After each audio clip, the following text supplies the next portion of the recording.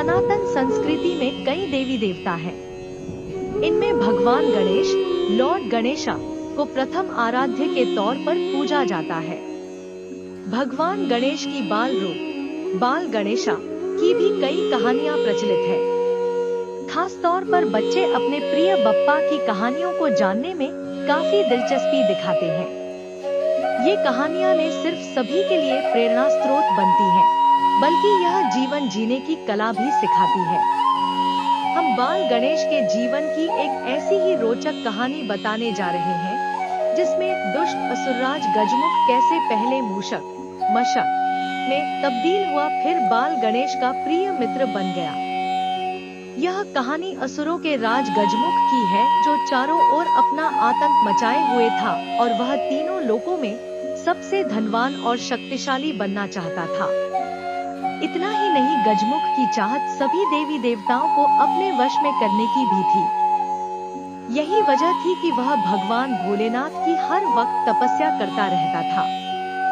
भोलेनाथ से वरदान पाने के लिए वह अपने महल से निकलकर जंगल चला गया और वहां बिना भोजन पानी के ही दिन रात शिवजी की तपस्या में लीन हो गया।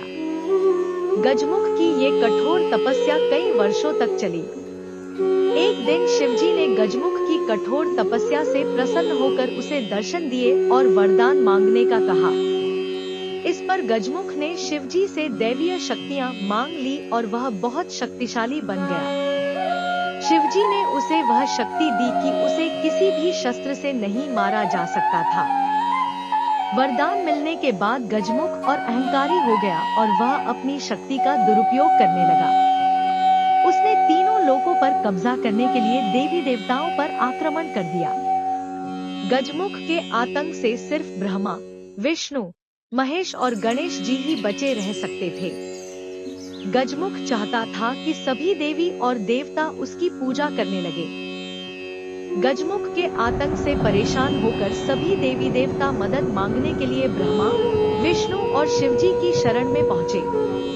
इस पर शिवजी ने गणेश जी को असुरराज को रोकने के लिए भेजा। गजमुख जब गणेश जी की बात को नहीं माना तो दोनों के बीच भयंकर युद्ध हुआ।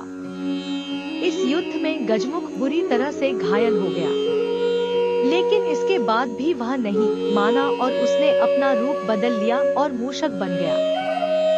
इसके बाद वह मूषक रूप में बाल गणेश पर हमला करने के लिए दौड़ा। इस पर गणेश जी कूदकर उसके ऊपर बैठ गए।